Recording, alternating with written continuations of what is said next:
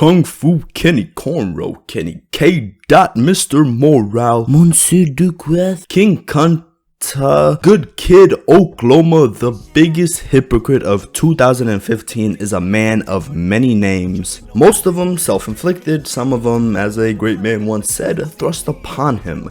K Dizzle has recently released his 5th studio album, Mr. Morale and the Big Steppers, and now that I've had a bit over a month to ruminate on it, I've decided let me rank his albums as you watch in more likely than not disagreement. Now, sure, ranking can be an arbitrary process, especially with a discography like Kendrick's, and Mr. Morale only has been out for a bit over a month, and whatever, it does not matter. Ranking stuff is fun, competition is fun. I'm a really big fan of Mr. Cunt, so watch and discontent as I rank his 5 studio albums and 3, well, I guess non-studio albums the best I can. Now, before I jump in, here's some context to my ranking. Number 1, it's Kendrick. We're gonna have different lists. There's some consensus on his stuff, but nowhere near as much for other artists, so I am interested to see your list in the comment section below. Number 2, every time we move up a tier in quality, this background color will change. Number 3, there are no bad albums here.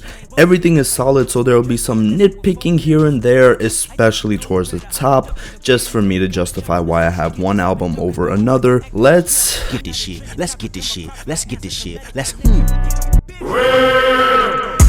I still do stand by the fact that Black Panther is a mid movie, but the one thing I can't knock is the soundtrack, and who else is at the helm but one Kendrick Lamar.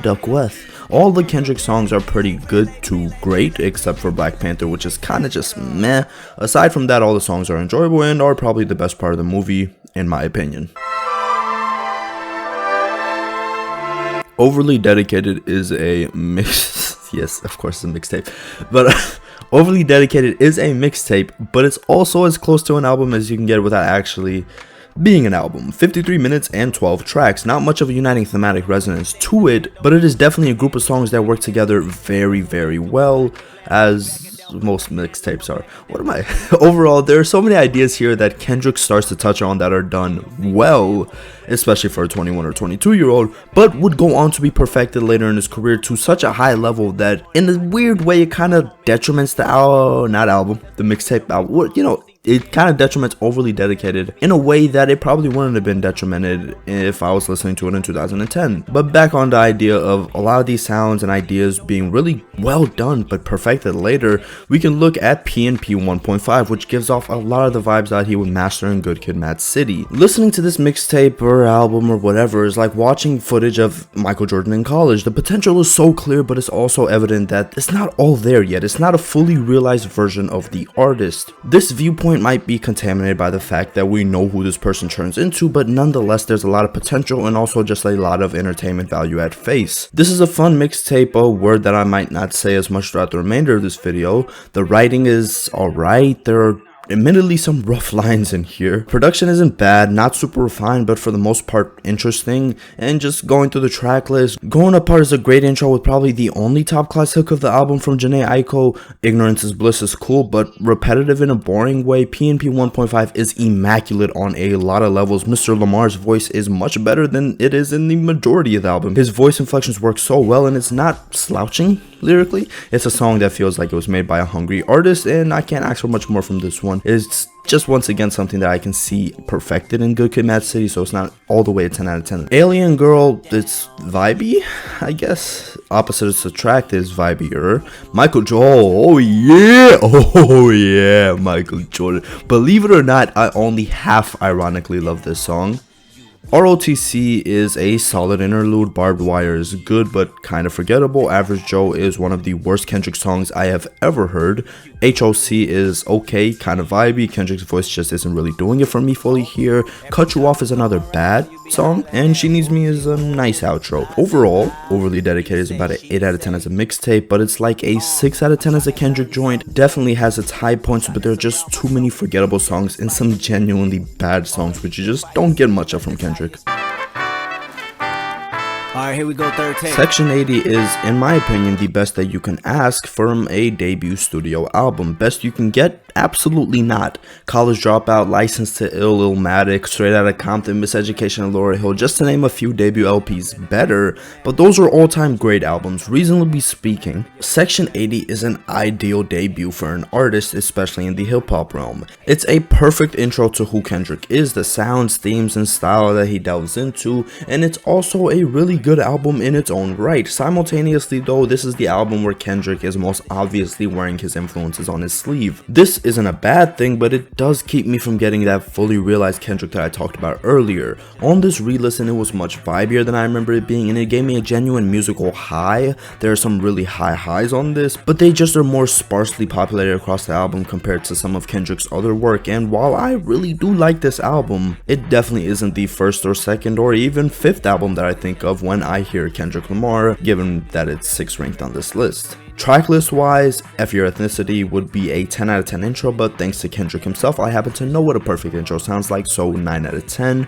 Hold Up has a hellaciously sexy sax in the background, and everything else is what it is. ADHD is one of the first Kendrick songs I heard and loved. No Makeup is not bad, but it is some of the worst Kendrick storytelling, but even lower tier K Dot is okay. Hooks aight. Tammy's song is just kind of confusing. I'm not sure if it's a transitional song, but then again, it can't be a transitional song because the next two are. As a transition, it's solid, but I can't really tell. As a song, it's not very good. Let's just move on to chapter 6, which is a vibey transition with meaning. Can't ask for too much more. Ronald Reagan Era is a song that I probably won't just decide to listen to, but it's definitely a good song. Home Man's Dream is kind of forgettable in my opinion. Chapter 10, okay. Keisha's song feels like classic Kendrick. Rigor Mortis is arguably Kendrick's lyrical peak, and I heavily stretch arguably, and the hook is pretty peak too. I don't listen to it as much as other top tier Kendrick though. Cushion Corinthians, I like this one. The feature is alright though. Blow My High I think has the best production on the album and is one of my favorite songs on the album. Absol's outro is jazzy. High Power is a good outro. As a whole, an 8 out of 10 album, definitely good, but he gets better.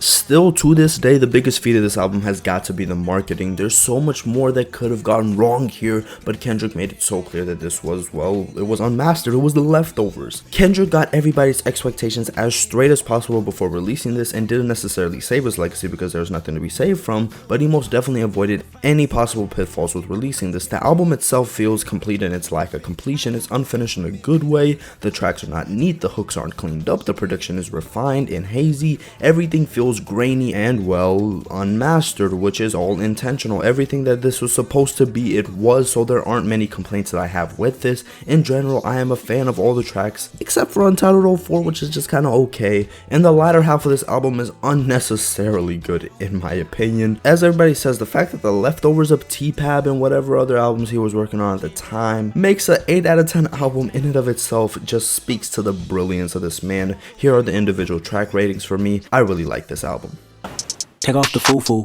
Take off the cloud chase. Take off the Wi-Fi. I'm not gonna lie guys, my toes are really hurting from being kept on for over an hour and 13 minutes straight. The reception to this album was initially, I would say, very split, but personally, I think the discourse has been leaning much more towards the idea of Mr. Morale being a masterpiece as time has gone on, as many people did expect when it was first released. The general evolution of the public discourse also kind of parallels my own experience with Mr. Morale and the Big Steppers. I was extremely hyped for this album, obviously, but unlike some, I don't think that my level of hype tainted my first listen much because I had, by that point, reached a certain calmness and understanding of the fact that Kendrick will provide something interesting. I had essentially gone in a full circle from calmness all the way to complete panic, back to calmness. At that point, I was just really happy we no longer had to look at this version of Kendrick's discography. So midnight, May 13th, I was on Spotify ready for Kendrick, and after a minute of looking at this page, I began Mr. Morale.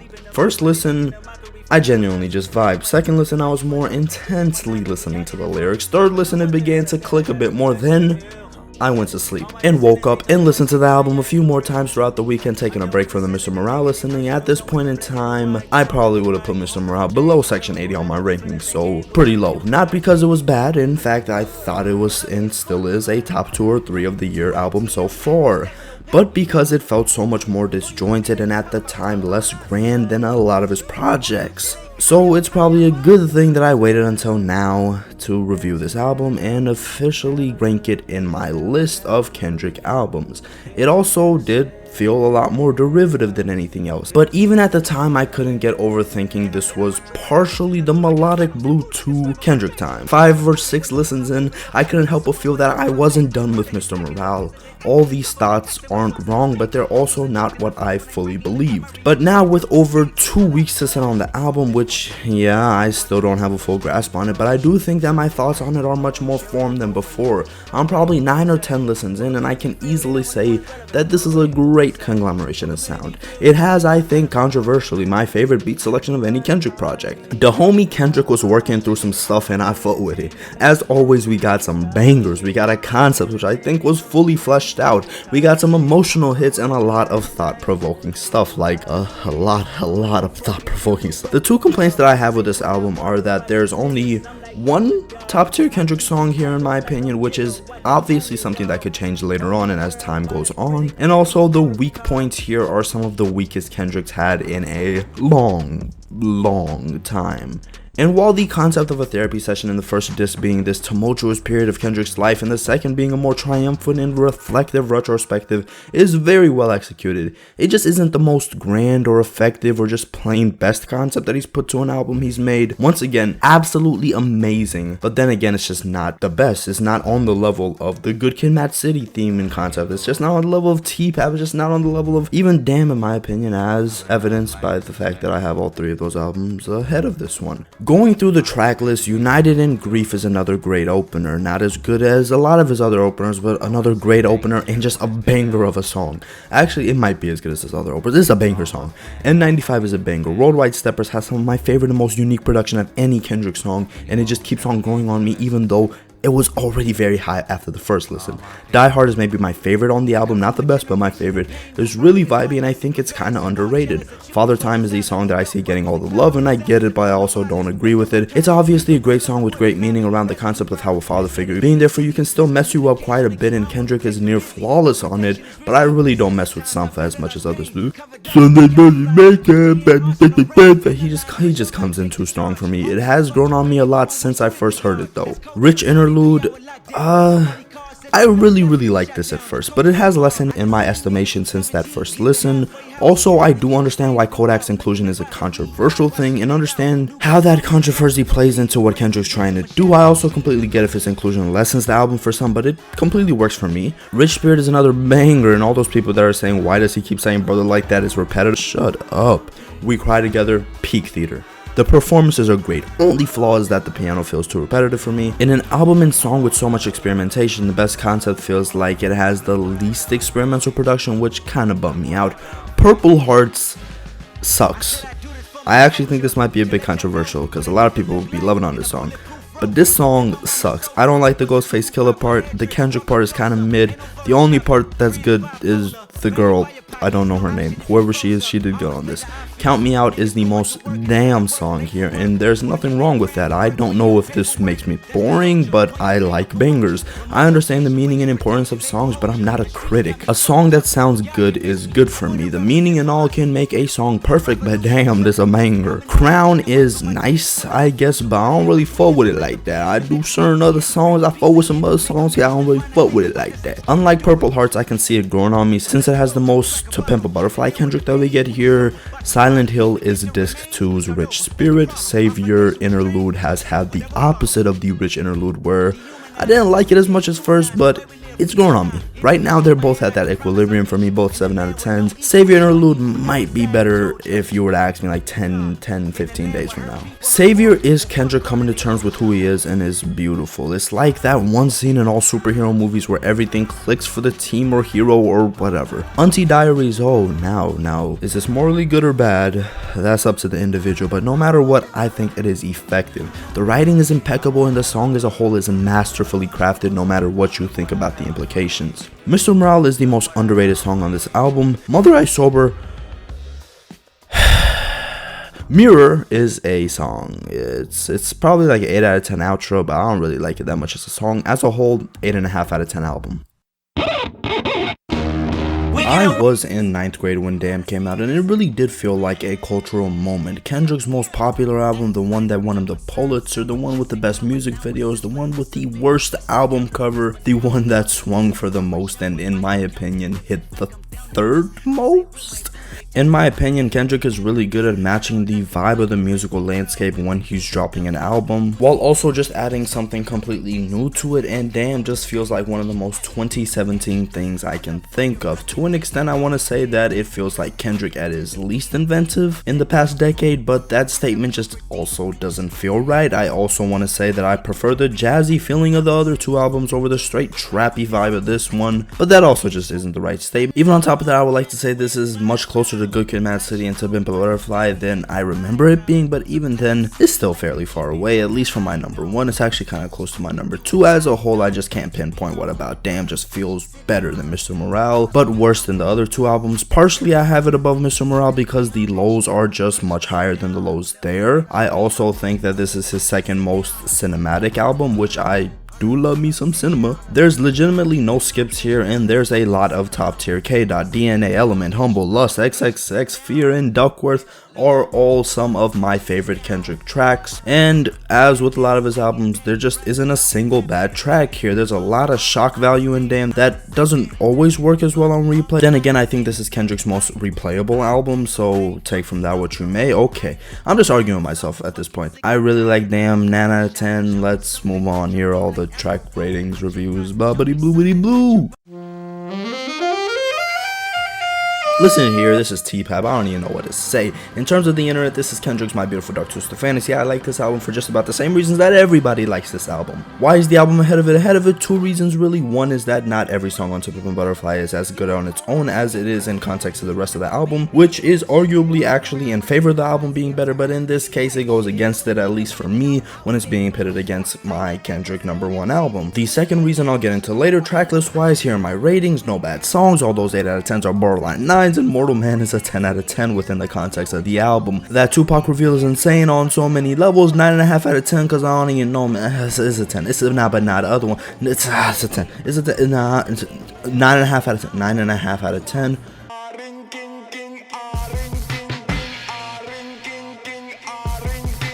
Alright, so To Pimp a Butterfly is that sacred text that I turn to in times of trouble. Good Kid, Mad City is, on the other hand, that life-changing movie that I rewatch once a month. This is probably my favorite album of all time, and easily one of the best ever, given that it's my favorite of all time. If you think otherwise, I don't know, stop. Pause where you're at. Go back to the beginning and just start over. Everything here is perfect. Everything works way too well together. Like, everything works together so well. These beats, the story, everything, it's Perfection. Perfection. Also, like the first 250 times I heard this album, I thought Kendrick's dad was talking about these dominoes, not these dominoes, and that changed so much. Probably the main reason why this is my favorite of all time is the cinematic scope of it. It's literally a short film by Kendrick Lamar with a fully realized immersive story to it. The worst thing about this album is Drake, and even Drake is awesome in it. Drake is actually pretty cool in general, but here he's just on another level. Everything about this album, musically, thematically, scope-wise, perfection. The two main arguments for T-Pap over Good Kid, Mad City, which, if you think that, totally understandable, is one, people say there are too many mainstream songs on this album, which first, what? And second, what? So what? Then people say Real isn't a good song, bro. Just stop hating, dope. As for the tracks, Shireen, aka Master Splinter, 10 out of 10, bitch. 10 out of 10, 10 out of 10, 10 out. Actually, that's a 9 out of 10. That's also a 9. 10 out of 10. There was a good bit in my life where I thought Mad City was the greatest rap song of all time. I might still think that. I don't know. That's too hard. 10 out of 10 out of 9 out of 10. Stop hating. It's like 30 seconds longer than it has to be, and that's the only flaw with this. Well, it's not a flaw. Actually, it's perfect. It's still perfect. 9 out of 10 is perfect. 9 out of 10 again. Even the bonus tracks and remixes on this are amazing. And with that said, I want to rank my top 2 Kendrick albums and top 2 Kanye albums, because these 4 are probably 4 of my 10 or 15 favorite albums I've ever heard. And in this, I would go